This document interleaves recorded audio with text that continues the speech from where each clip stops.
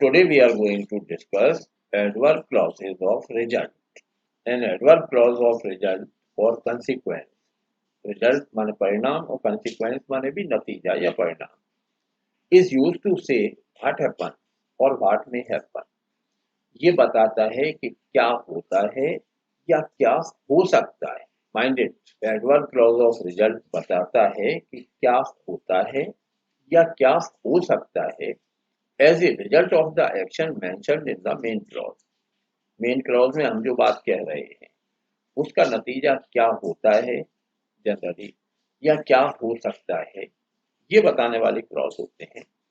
Adverb clauses of result are introduced by the subordinating conjunctions. कुछ बहुत लोकप्रिय conjunction इसमें हैं. पहले हम कॉम्प्लेक्स के लिए बात कर रहे हैं तो सो दैट, सच दैट या इन ऑर्डर दैट. इस बार करना यह है कि classify two sentences in statement and result. Statement है ही वर्क वेरी हार्ड. हमारा कथन है उसने बहुत मेहनत. अब ये बहुत एडवर्ब है, हम इसे कलर भी बदल दिया है ताकि ये बताएं कि यहाँ हमारा फोकस है. ही वर्क वेरी हार्ड. उसने बहुत मेहनत की. And the result of this work very hard is he won the gold medal. अब यहाँ पहले वाक्य का नतीजा दूसरा सेंटेंस है. फर्स्ट स्टेटमेंट है ही वर्क वेरी हार्ड, एक सूचना है उसके बारे में. फिर ही वॉन द गोल्ड मेडल और इस वर्किंग हार्ड का नतीजा है उसने गोल्ड मेडल जीता. अब हम इसे कह सकते हैं he work so hard that he won the gold medal. अब देखो क्या क्या किया यहाँ. पहले वाक्य में जो वेरी लिखा हुआ था उसे रिप्लेस कर दिया सो से. He work so hard. That लगा के दूसरा सेंटेंस दिया. He work so hard that he won the gold medal. So that में देयर आर टू सेंटेंसेस. सबसे आसान प्रयोगों में से है अंग्रेजी के. The main clause has verb in it. पहले वाक्य में वेरी होती है. The second sentence is the result of it और दूसरा वाक्य जो होता है वो इसका नतीजा होता है. और ये वेरी डिसाइड करती है बहुत मेहनत तब असर पड़ता है. ही इज वेरी वीक और he can not lift the box. इन दो वाक्यों को देखो, वो बहुत कमजोर है. He can not lift the box, उससे बॉक्स नहीं उठेगा, संदूक हमारा भारी है और जो कैरियर है वो बहुत कमजोर है. अब ही इज वेरी वीक, वो बहुत कमजोर है. He can not lift the box, वो बॉक्स नहीं उठा सकता. अगर इसके बगल में कहा जाए make adverb clause of result या make a complex sentence using so that, then first sentence की वेरी को रिप्लेस करो सो से. He is so weak that he can not lift the box. बहुत आसान है इसलिए ज्यादा टाइम नहीं करते. It is your turn. इसे बना के बताओ. She is very tired, she can not run fast. What is the result of her being tired. उसके थके होने का नतीजा क्या निकला? She can not run fast. अगर पहले वाक्य में वेरी नहीं है and you have to make adverb clause of result, जैसे ही इज वीक तो he can not run fast, तो ये सोचो कि फर्स्ट सेंटेंस में अगर वेरी होता तो कहाँ हो. Locate the position of very in first sentence. पहले वाक्य में वेरी की पोजीशन पता करो. तो वीक एडजेक्टिव है, वेरी उसी के पहले लग सकता है. मतलब हम काल्पनिक रूप से मान लेते हैं कि वीक के पहले वेरी लगा हुआ है. वो जगह लोकेट करना है जहां वेरी आ सकता है. तो ही इज सो वीक, बहुत कमजोर है. He can not run fast, तेज नहीं दौड़. फर्स्ट सेंटेंस में वेरी होता है तो उसे हटा के उसकी जगह सो लगाते हैं. फर्स्ट सेंटेंस में वेरी नहीं होता तो फिर वेरी की जो पोजीशन होना चाहिए वहां सो लगाते हैं. क्लियर? बनाओ इसे. He is poor, he can not pay his fees. वो गरीब है, अपनी फीस नहीं दे सकता. खुद को समझाओ कि अगर पहले सेंटेंस में वेरी लगता तो कहाँ लगता. बस वो पोजीशन जहां वेरी लगता हम हाइपोथेटिकली मान लेते हैं, काल्पनिक तरीके से मान लेते हैं कि वहां वेरी लगा हुआ है, हम उसे हटा के सो लगा रहे हैं. ही is so poor that he can not pay his fees. अगर इस दो सेंटेंस को सो दैट से जुड़वाया होता तो पहले सेंटेंस में पता लगाते कि वेरी की पोजीशन क्या होने वाली है. बस उस पोजीशन पे सो लगना. अब आते हैं such that. He is such a weak student that he can not pass. बनाओ. He is a very poor boy, he can not pay his fees. Combine the sentences using such that. He is a very poor boy, बहुत ही गरीब लड़का है। He can not pay his fees, अपनी fees नहीं दे सकता। तो ए वेरी लिखा हुआ है, वैसे तो सिंपल करते हैं, सेंटेंस के बगल में लिखा होता है सो दैट, तो सो दैट का प्रयोग करना है। सेंटेंस के बगल में लिखा होता है सच दैट का प्रयोग करते हैं। लेकिन कभी कभी ही is such a poor boy that he can not pay his fees. Good. अब अगर ये विकल्प ना दिया जाए, थोड़ा सा कठिन करते हैं, बहुत सरल हो गया, अब इतनी सरल अंग्रेजी भी नहीं होना चाहिए, है ना। तो let us make it a little bit difficult, इसे थोड़ा सा कठिन करते हैं। अगर लिखा हुआ है सो दैट का प्रयोग करो, सिंपल। लिखा है सच दैट का प्रयोग करो, तो भी सिंपल। ए की पोजीशन पे ध्यान रखते हैं। केवल लिखा है make adverb clause of result, ये नहीं बताया कि सो दैट का प्रयोग करना है कि सच दैट का। अब इस ट्रिक को समझो, कैसे पता लगाते हैं कि सो दैट का प्रयोग होगा या सच दैट का। इन दोनों वाक्यों को देखो, ही इज वेरी गुड और ही is a very good man. Feel the difference between this. He is very good, लेकिन दूसरे में ही is a very good man, वो बहुत ही अच्छा आदमी है। पहले में हम कह रहे हैं बहुत अच्छा है, दूसरे में वो बहुत ही अच्छा आदमी। अब इन दोनों का ग्रामर वाला बंटवारा करते हैं। ही तो सब्जेक्ट है, इज बी की फॉर्म है, वेरी एडवर्ब है और गुड एडजेक्टिव है।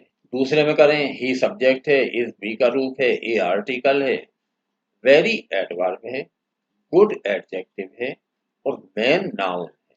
सेंटेंस में अगर केवल एडवर्ब और एडजेक्टिव है तो उसमें सो दैट का प्रयोग कर। दूसरे सेंटेंस को देखो, वेरी एडवर्ब है, गुड एडजेक्टिव है और उसके आगे मैन नाउन है। अगर एडवर्ब एडजेक्टिव प्लस नाउन है, ऐसी हालत में सच दैट का प्रयोग करते हैं। ये उस हायर लेवल के लिए है जब ये कहा जाएगा कि make adverb clause of result और ये नहीं बताया जाए कि सो दैट का प्रयोग करना है कि सच दैट का। कैसे पता लगाएंगे? अगर एडवर्ब और एडजेक्टिव अकेला है, ही इज वेरी गुड, तो सो दैट का प्रयोग, and he is a very good man, अब सच दैट का प्रयोग होगा। पहला सेंटेंस ये मान लेते हैं, दूसरा बदलते हैं, ऑल रिस्पेक्ट हिम, सब उसका सम्मान करते हैं। वो अच्छा है, वो अच्छा आदमी है, सब उसका सम्मान करते हैं। अब इन दोनों को अगर बनाएं तो पहला बनेगा, जब हम पहले सेंटेंस से वेरी गुड वाले से बनाएंगे तो चूंकि एडवर्ब और एडजेक्टिव है, मतलब प्रयोग होगा सो का। तो ही is so good that all respect him, he is so good that all respect him.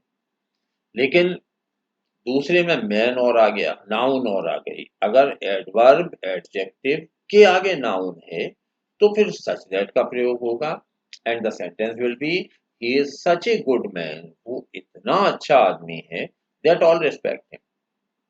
फर्क समझ में आया?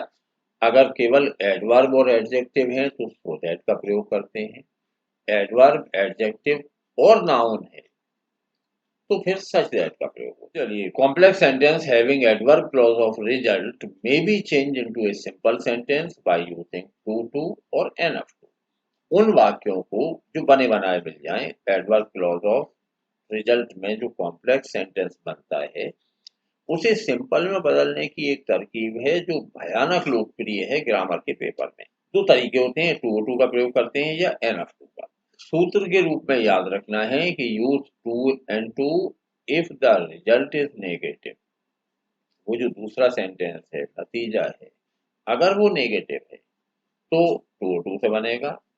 Use enough to if the result is positive, और अगर वो पॉजिटिव है तो फिर एनफ टू से बनाते हैं। एक सेंटेंस देखो, she is very poor, she can not buy her book. वो बहुत गरीब है, अपनी किताबें नहीं खरीद सकती। रिजल्ट जो है वो नेगेटिव है कि पॉजिटिव? नेगेटिव है। पहले से कॉम्प्लेक्स बनाते हैं, she is so poor that she can not buy her book. अब दोनों संभावनाएं हैं, ऊपर के दोनों सेंटेंस देके आपसे कहा जाए कि मेक ए सिंपल सेंटेंस, या ये कॉम्प्लेक्स बना बनाया मिल जाए, पेपर में लिखा मिले she is so poor that she can not buy her book, और फिर कहें कि सिंपल बनाओ, तो सेंटेंस बनेगा। इसे देखो, अब हम इस पे बात करना चाहते हैं। टू हटा के सो लगा देंगे, सो हटा के टू लगा देंगे, एक ही बात है। अभी हम कॉम्प्लेक्स से सिंपल पे आ रहे हैं, तो सो हटा के उसकी जगह टू लगा देंगे, पुअर। अब सिंपल सेंटेंस की शर्त याद है ना, हमने बिल्कुल शुरू में कहा था simple sentence must have only one subject, उसका केवल एक सब्जेक्ट होना चाहिए। तो एक सब्जेक्ट तो शी आगे हो चुका है, मतलब पुअर के बाद से फोकस करूंगा। पुअर के बाद दैट नहीं लगेगा, इसलिए नहीं लगेगा कि दैट कंजक्शन है, नया सेंटेंस जोड़ता है, और सिंपल में हमें नए सेंटेंस की जरूरत नहीं है, तो दैट नहीं लगाएंगे। शी नहीं लगाएंगे, शी सब्जेक्ट है, सिंपल में एक सब्जेक्ट होता है, एक हो चुका है। कैन नहीं लगेगा, कैन सहायक क्रिया है, सहायक क्रिया हमेशा सब्जेक्ट के बाद आती है। नॉट भी नहीं लगेगा, नॉट हमेशा हेल्पिंग वर्ब के आता है। मतलब महामारी फैल गई, दैट हटेगा, शी हटेगा, कैन हटेगा, नॉट हटेगा, ये चार चीजें हटेंगी। अब बचा बाय क्रिया का पहला रूप। वर्ब की जो फर्स्ट फॉर्म होती है वो टू के बाद लिखते हैं, टू प्लस इंफिनिटिव में हमने बात की। तो she is too poor to buy her book. एक बार फिर देखो, she is so poor that she can not buy her book को जब हम सिंपल बनाएंगे तो सो हटा के टू लगाएंगे। मान लेते हैं दैट हटा के दूसरा टू लगा दिया, शी कैन नॉट हटा देंगे, बाय हर बुक। अब यहाँ तो मामला ठीक ठीक रहता है। मैं कहता रहता हूँ अपन लोग तो प्राकृतिक रूप से सत्यानाशी हैं, मिटाने में हमें मजा आता है। दैट हटा दिया, शी हटा दिया, कैन हटा दिया, नॉट हटा दिया और आनंद हो गए। लेकिन जब सिंपल से कॉम्प्लेक्स बनवाते हैं तब रोने लगते हैं। अब मरे कहाँ से लाएं इतनी चीजें, देखना अपन ढूंढते हैं कहाँ से लाएंगे। नीचे वाला सेंटेंस दिया होता, she is too poor to buy her book, और आपसे ऊपर वाला बनाने को कहते हैं। अब देखो क्या क्या करेंगे, टू हटा के सो लगाएंगे, तो अब ये हो गया she is so poor. Complex बना रहे हैं तो अगला सेंटेंस चाहिए, तो दैट कंजक्शन लगेगा क्योंकि हम सो ले चुके हैं। अब सब्जेक्ट दोबारा चाहिए, तो उधार लो, जो पहला सब्जेक्ट है उसी को उधार देते हैं। शी है तो यहाँ शी लिख देंगे, ही होता तो ही लिख देते, नाम होता तो बुद्धि खर्च करके ही और शी लिखते, किसी आदमी का नाम होता तो ही लिखते, महिला का नाम होता तो शी लिखते। अजीवित पे अपन अभी बात करेंगे। फिर पहले सेंटेंस की हेल्पिंग वर्ब देखो, इज तो कैन नॉट लेंगे, वाज तो कुड नॉट लेंगे, शी इज वेरी रिच और she can buy a car. थोड़ा ऊपर से देख लो, use too if the result is negative. Too और टू का प्रयोग तब करते हैं जब रिजल्ट नेगेटिव होता है, और एन ऑफ टू का उपयोग तब करते हैं जब रिजल्ट पॉजिटिव होता है। अब एक सेंटेंस है, शी इज वेरी रिच, बहुत अमीर है, she can buy car, car खरीद सकती है। Now the result is negative और पॉजिटिव, अब नतीजा कैसा है, नेगेटिव या पॉजिटिव? पॉजिटिव है, अमीर है, कार खरीद सकती है, बनेगा she is so rich that she can buy car. Result negative होता है तो टू और टू से बनता है, रिजल्ट पॉजिटिव होता है तो एन ऑफ टू से। She is so rich that she can buy car को अगर सिंपल करना है, एक सब्जेक्ट वाला बनाना है, तो she is rich enough to buy car. परेशानी आएगी जब हम नीचे से ऊपर जाएंगे, माने सिंपल से कॉम्प्लेक्स की तरफ। देखना जरा क्या होगा, शी इज रिच है, अब इस रिच के पहले एक एडवर्ब लगा दो, she is so rich. Rich के बाद दैट लिखेंगे, अब दैट के बाद सब्जेक्ट चाहिए, तो फर्स्ट सब्जेक्ट उतार लेंगे, शी। पहला सेंटेंस प्रेजेंट में है तो यहाँ कैन लेंगे, she can buy car. Meaning के आधार पे विल भी ले सकते हैं, दूसरी helping. You are very young, you can not understand it. इसके सिंपल और कॉम्प्लेक्स दोनों बना। जब कॉम्प्लेक्स बनाएंगे तो you are so young that you can not understand. अब दूसरा, इसे सिंपल करते हैं, तो सो हटा के टू कर देंगे, you are too young, that हटा के टू लगा लेंगे। यू इसलिए नहीं लिखेंगे कि सब्जेक्ट है, कैन इसलिए नहीं लिखेंगे कि हेल्पिंग वर्ब है, नॉट इसलिए नहीं लिखेंगे कि बिना हेल्पिंग वर्ब के नॉट लगता है। तो यू कैन नॉट इतना हटाएंगे, जो बचा उसे टू के बाद लिख देंगे। बचने वाली वर्ब की फर्स्ट फॉर्म होती है जो टू के बाद लिखते हैं। You are so young that you can not understand it, simple बनेगा you are too young to understand. अब थोड़ी सी परेशानी, नीचे से ऊपर। मन में सोचो, ये सिंपल दिया होता, आपसे कॉम्प्लेक्स बनवाता तो कैसे बना? तो टू हटा के सो कर देंगे, यू आर सो यंग। दूसरा टू हटा के दैट कर देंगे, दैट के बाद सब्जेक्ट चाहिए, पहला हिस्सा प्रेजेंट में है तो कैन नॉट, टू लग रहा है तो नेगेटिव है ही है ये। अंडरस्टैंड, यहां तक भी राजी खुशी से हैं, very good. He is very tired, or he cannot attend the class. He is very tired, so he cannot attend the class. Make complex and simple sentence. तो जब कॉम्प्लेक्स बनाएंगे तो बनेगा वेरी हटा के सो कर देंगे he is so tired that he can not attend the class. अब थोड़ी सी परेशानी और, if there are two different subject, अगर दोनों वाक्यों की कर्ता अलग अलग हो जाएं तो फिर वो जो हो गया ना जिसे हटा दिया था उसे वापस प्रकट करना थोड़ी सी परेशानी है। मान लो सेंटेंस होता the box is very heavy और I can not lift it. Box बहुत भारी है, मुझसे नहीं उठ सकता। कॉम्प्लेक्स बनता the box is so heavy that I can not lift it. Right, the box is too heavy to lift. अब देखो क्या क्या चेंज कर लिए ढूंढना। सो हटा के टू लगाया, ठीक किया। दैट हटा के दूसरा टू लगा दिया, ये भी ठीक है। आई कैन नॉट हटा दिया, अति सुंदर। लिफ्ट, इट किस खुशी में हटा दिया हमने। लिफ्ट के आगे ऊपर वाले में जो इट लिखा है ना उसे क्यों हटाया, इसलिए कि ऊपर वाले सेंटेंस देखो the box is very heavy, noun तो पहले वाक्य में आ गई द बॉक्स। अब आई कैन नॉट लिफ्ट, मैं नहीं उठा सकता, क्या इट कह रहे हैं हम उस बॉक्स के लिए, वो बक्सा नहीं उठ सकता। क्योंकि सेकंड सेंटेंस अलग से बना है उसमें बक्सा कहीं था ही नहीं तो इट लिखना जरूरी था। कॉम्प्लेक्स में the box is so heavy, यहाँ पहला सेंटेंस खत्म हो गया, अब दैट के बाद तो नया सेंटेंस है, तो that I can not lift, तो इट जरूरी है। लेकिन सिंपल सेंटेंस में तो एक ही सब्जेक्ट है और बॉक्स इसी वाक्य में मौजूद है।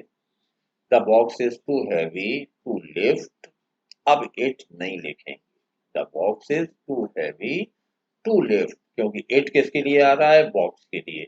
बॉक्स इसी सेंटेंस में है इसलिए इट नहीं लिखा जाएगा। अब चलो नीचे से ऊपर क्या होगा देखो, द बॉक्स इज टू हटा के सो कर देंगे, ठीक है। हैवी ऐसे ही लिख देंगे, गुड। दूसरा टू हटा के दैट कर देते हैं। मान लो अगर हम चाहते हैं कि आप आई का ही प्रयोग करो तो इस टू के बाद लिखा होगा फॉर मी, हैवी के बाद फॉर मी टू लिफ्ट। अगर फॉर मी टू लिफ्ट लिखा है तो फिर सब्जेक्ट आई ही बनेगा, बाकी सारे सब्जेक्ट गलत हैं। लेकिन अगर वो फॉर मी नहीं लिखा, वो जनरली नहीं लिखते, तो फिर सारे सब्जेक्ट सही होते हैं। आप सेंटेंस के आधार पर फैसला कर लो, कोई अच्छा सा काम है तो मैं, बुरे काम है तो ही और शी। तो आई वापस ले लेंगे, कैन नॉट प्रेजेंट से पता पड़ जाएगा, लिफ्ट और इट वापस लगाना पड़ेगा क्योंकि ये इट आ रहा है उस बॉक्स के लिए जो दूसरे सेंटेंस। एक बार फिर देखो, the tea is very hot, चाय बहुत गर्म है। I can not drink it, मैं नहीं पी सकता। कॉम्प्लेक्स बनाएंगे तो बनेगा the tea is so hot that I can not drink it. और सिंपल बनेगा तो the tea is too hot to drink it, नहीं लिखेंगे। Got it, the tea is very hot I can not drink it, तो the tea is so hot that I can not drink. Simple बनेगा the tea is too hot to drink it. Subject decide करने का एक तरीका ये भी होता है कि अगर सिंपल में 2+V1 है तो फिर कोई भी सब्जेक्ट चल सकता है, सारे सब्जेक्ट सही होते हैं। लेकिन अगर 2B+V3 है तो केवल फर्स्ट सब्जेक्ट लेते हैं, जो पहले वाक्य करता है उसी को कर्ता बनाते हैं अगर 2B और तीसरा रूप है। इसे देखो जरा, the box is very heavy, अब बी और लिफ्टेड थर्ड फॉर्म आ रही है। The box is very heavy, it can not be lifted, इसे नहीं उठाया जा सकता। तो कॉम्प्लेक्स बनेगा the box is so heavy that it can not be lifted. और अब जब सिंपल बनाएंगे तो द बॉक्स इज सो हटा के टू, दैट हटा के टू दूसरा, और इट कैन नॉट हट जाएगा, बी लिफ्टेड। इसी जब सिंपल से कॉम्प्लेक्स करोगे तो देखो क्या हो रहा है, the box is so heavy that, अब टू बी और तीसरा रूप है तो पहला सब्जेक्ट दोबारा लेंगे। पहला सब्जेक्ट अगर सिंगुलर है तो इट लेते हैं, प्लूरल है तो दे लिया जाता है, बस ये दो चीजें। The boxes are very heavy they can not be lifted, बहुवचन भी देख लेते हैं। तो the boxes are so heavy that they can not be lifted. Simple करेंगे तो the boxes are too heavy to be lifted. इससे कॉम्प्लेक्स करके देखो, टू हटा के टू कर लेंगे, दैट हटा के टू हटा के दूसरा दैट लगा देंगे। सब्जेक्ट चाहिए, सब्जेक्ट क्योंकि टू भी लिफ्टेड लिखा हुआ है तो पहला वाला कर्ता, पहला कर्ता बहुवचन है तो दे can not be lifted. Singular में इट का प्रयोग और प्लूरल में दे का प्रयोग करते हैं। चलिए अब बताइए कैसा लगा, समझ में आया क्या?